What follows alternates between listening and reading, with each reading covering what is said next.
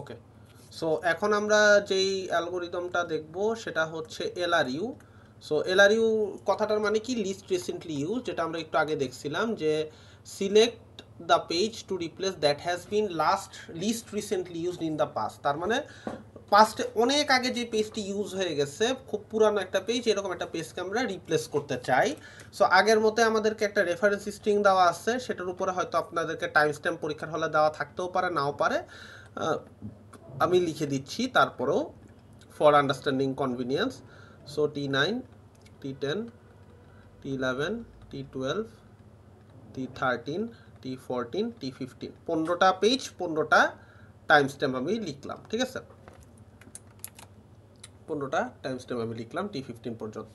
So LRU কীভাবে apply করতে হয় সেটা আমরা এবার দেখা শুরু করি। আমাদেরকে কোশ্চেনে বলে দেওয়া থাকবে number of free frame. So এই ক্ষেত্রে নাম্বার অফ ফ্রি ফ্রেম আমরা ধরে নেই 4।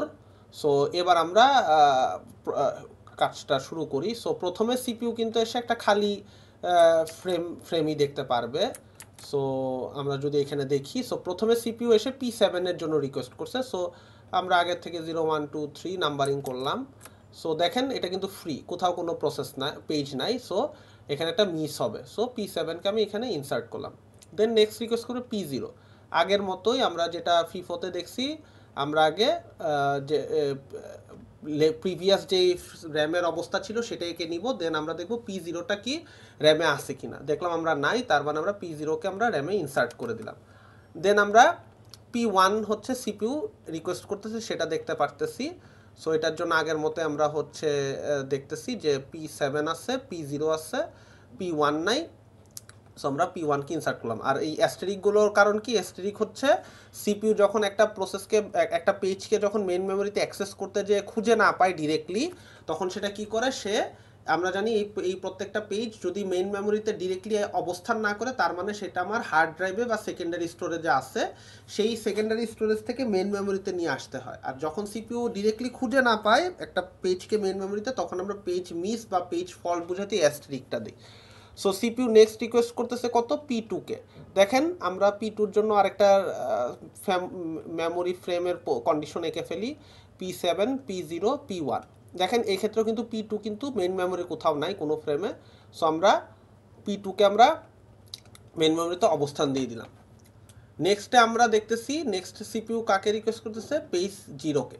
সো পেজ 0কে এখন যখন সিপিইউ রিকোয়েস্ট করতেছে, তার জন্য আমরা আগের মতোই লেফট পাশেরটা ডুপ্লিকেট এঁকে ফেলি, P7, P0, P1, P2।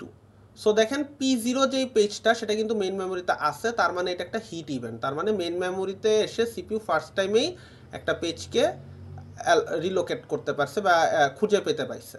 Next যেটা পেজ সিপিইউ খুঁজতেছে সেটা কোনটা, P3। সো তার জন্য আগে আমরা মেইন মেমোরিটার কন্ডিশন এঁকে ফেলি। সো এই ক্ষেত্রে দেখেন P3 কিন্তু মেইন মেমোরিতে নাই, তার মানে এটা একটা মিস। সো মিস যদি হয় তাহলে আমরা কি করব, আমরা হচ্ছে এবার পেজ রিপ্লেসমেন্ট অ্যালগোরিদমটা রান করা শুরু করব, কারণ আমার এখানে আর কোনো ফ্রি ফ্রেম নাই যেটাতে আমরা একটা পেজ কিনে রাখতে পারতাম।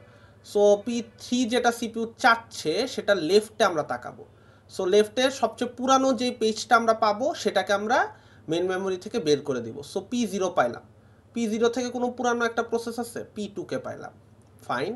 দেন P2 থেকে পুরানো কোনো প্রসেস আছে মেইন মেমোরিতে, P1কে পাইলাম, ফাইন।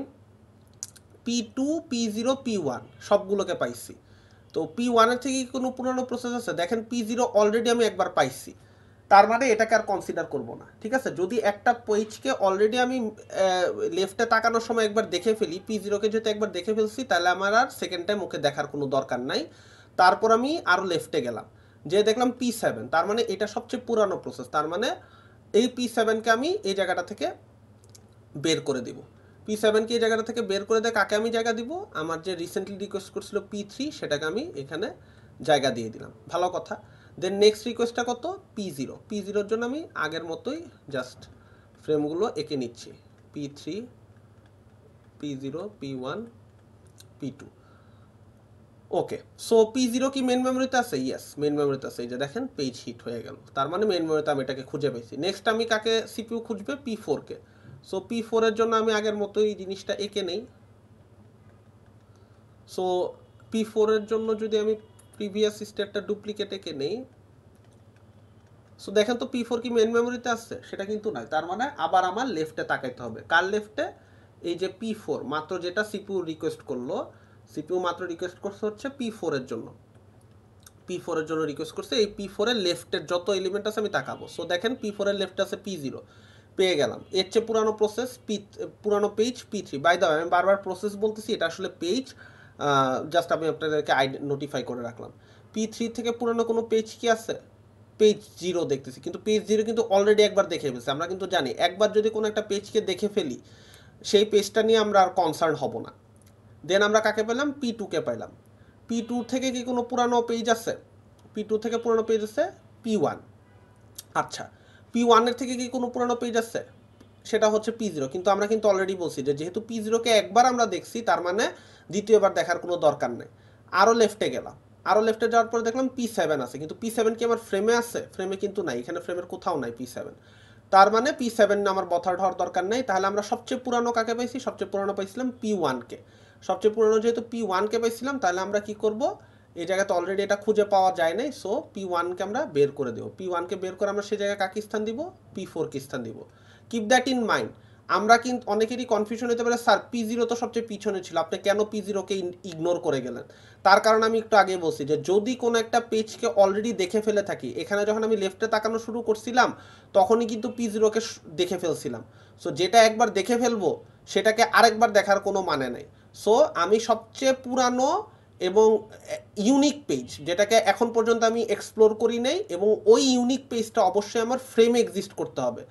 যেমন P7ও কিন্তু একটা ইউনিক পেজ ছিল, কিন্তু সেটা কিন্তু আসলে আমার মেইন মেমোরির কোথাও ছিল না, তার জন্য সেটাকে আমি কনসিডার করিনি। সো P1 যেহেতু সবচেয়ে পুরানো ইউনিক পেজ ছিল, দ্যাটস ওয়াই আমি এই P1টাকে বের করে P4 কে পুশ করে দিছি। সো আমরা সামনে আগাই। নেক্সট সিপিইউ যেটা রিকোয়েস্ট করতেছে সেটা হচ্ছে P2। সো P2 এর জন্য আমরা ফ্রেমটা এঁকে ফেলি। P2, P4, P0, P3। So P2 কি আসলে মেইন মেমোরিতে আছে? ইয়েস, P2 আমার মেইন মেমোরিতে আছে, তার মানে এটা একটা হিট ইভেন্ট। দেন নেক্সটে সিপিইউ রিকোয়েস্ট করতেছে কি? P3। সো P3 এর জন্য যথারীতি আমি একটু এঁকে ফেলি জিনিসটা। P2, P4, P0, P3। So P3 কি আমার মেইন মেমোরিতে আছে? ইয়েস, P3 আমার মেইন মেমোরিতে আছে, তার মানে এটা একটা হিট ইভেন্ট। ঠিক আছে। সো নেক্সট সিপিইউ কাকে রিকোয়েস্ট করতেছে? সিপিইউ নেক্সট রিকোয়েস্ট করতেছে হচ্ছে P0 কে। সো P0 এর জন্য যথারীতি আমি একটা ফ্রেম এঁকে ফেলি। P3, P0, P4, P2। So P0 কি আমার মেইন মেমোরিতে আছে? ইয়েস আছে, তার মানে এই যে মেইন মেমোরি ফ্রেমে আছে, তার মানে P0 কে আমি খুঁজে পেয়েছি, তার মানে এটাও একটা হিট ইভেন্ট হইলো। ঠিক আছে। নেক্সটে আমরা দেখব P3 এর জন্য। নেক্সট সিপিইউ রিকোয়েস্ট করতেছে P3 এর জন্য। সো P3 এর জন্য আমি আগের মতো আমার ফ্রেমটা এঁকে ফেলি। P3, P0, P4, P2। So P3 কি আমার মেইন মেমোরিতে আছে? এই যে দেখেন P3 আমার মেইন মেমোরিতে আছে, এটাও একটা হিট ইভেন্ট। ঠিক আছে। Okay. So next CPU request করতেছে কি? P1। P1 এর জন্য আমি যথারীতি আমার ফ্রেমটা এঁকে ফেলি।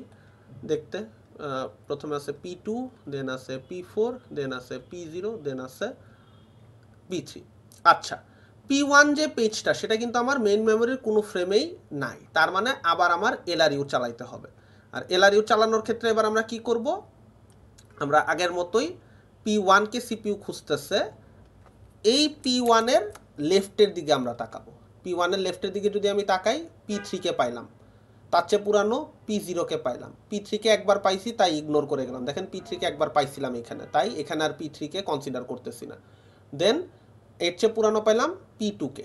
P2 থেকে কি কাউকে পুরানো পাচ্ছি? সেটা হচ্ছে P4 কে। P4 কে পাইলাম। P4 এর থেকে কাউকে পুরানো পাচ্ছি? P0 কে পাচ্ছি, কিন্তু P0 কিন্তু আমরা অলরেডি দেখে আসছি, তার মানে সবচেয়ে পুরানো এখন পর্যন্ত আমার কাছে কে আছে? সবচেয়ে পুরানো আছে আমার কাছে P4। দেন আমি আগায় গেলাম, P4 এর থেকে পুরানো কেউ আছে? P4 এর থেকে পুরানো আছে P3, বাট সেটা কিন্তু অলরেডি আমরা দেখে ফেলছি। সো দেখেন আমরা P3 দেখে ফেলছি, P0 দেখে ফেলছি, P2 দেখে ফেলছি। P3, P2, P0, P3, P2, P0, এই তিনটার থেকে সবচেয়ে পুরানো কিন্তু আসলে P4। এরপরে যাই না কেন লেফটে, আমি হয়তো রিপিটেশন দেখতে পারবো, তার মানে P4 এর থেকে পুরানো আর কেউ আমার কাছে এই মুহূর্তে নাই। সো দ্যাটস ওয়াই আমরা যেটা করতেছি P4 কে রিপ্লেস করে ফেলবো। সো P4 কে আমরা এখান থেকে বের করে ফেললাম। P4 কে বের করে CPU অ্যাকচুয়ালি চাইছিল P1 কে, আমরা হচ্ছে P1 কে এই জায়গাটাতে নিয়ে আসলাম, সিপিউর P1 এর ডিজায়ার্ড ইয়েটা সেটা নিয়ে আসলাম, ঠিক আছে। সো এখানে কিন্তু বাই দ্য ওয়ে এখানে একটা মিস হয়েছে, সিপিইউ তার ডিজায়ার্ড ফ্রেমকে খুঁজে পায়নি, পেজকে খুঁজে পায়নি। নেক্সটে সিপিইউ কাকে রিকোয়েস্ট করতেছে? নেক্সটে সিপিইউ রিকোয়েস্ট করতেছে P2 কে। সো P2 কে যদি সিপিইউ রিকোয়েস্ট করে, সো আমরা যদি একটু ফ্রি ফ্রেমটা আমরা যদি ফ্রেমটা আরেকবার ড্র করি, সো দেখেন P3 P0 P1 P2। So CPU request করতেছে P2 কে। P2 কিন্তু আমার মেইন মেমোরিতে এই যে এখানে আছে, তার মানে এটা একটা হিট ইভেন্ট। সিমিলারলি লাস্টে P0 কে খুঁজতেছে। সো আমরা যদি সিমিলারভাবে জিনিসটা এঁকে নেই, P2 P1 P3 sorry P0 P3। So P0 কিন্তু আমার মেইন মেমোরিতে আছে, তার মানে এটা একটা হিট ইভেন্ট। তাহলে এখন আমরা যদি টোটাল হিট এবং টোটাল মিসের কাউন্টটা করি, তাহলে আমরা বুঝতে পারবো যে এখানে হিট রেশিও মিস রেশিও কত আসছে। সো মিস করছে 1 2 3 4 5 6 7, 7বার হচ্ছে মিস করছে। আর হিট করছে কয়বার?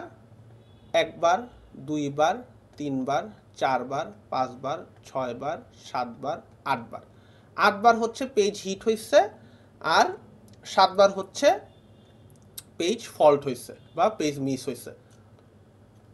তো টোটাল 8 আর 7 যোগ করলে আসে 15। আমার এখানে কিন্তু টোটাল পেজের সংখ্যাও কিন্তু টাইম স্ট্যাম্প 15টা দেখে বুঝতেছেন, 15টা, ঠিক আছে। সো আমরা যদি এবার ক্যালকুলেশনটা কমপ্লিট করি, page hit ratio 8 × 100 divided by number of reference string, যেটা হচ্ছে 15। সিমিলারলি নিচের এখানেও যদি আমরা ক্যালকুলেট করতে চাই পেজ ফল্ট রেশিওটা, সেটা হচ্ছে 7 × 100 ডিভাইডেড বাই 15। সো আমার পেজ হিট এবং পেজ মিস ফল্ট রেশিও আমি ক্যালকুলেট করতে পারলাম। So this is how we will calculate the LRU অ্যালগোরিদমের মাধ্যমে আমরা জিনিসটা করলাম।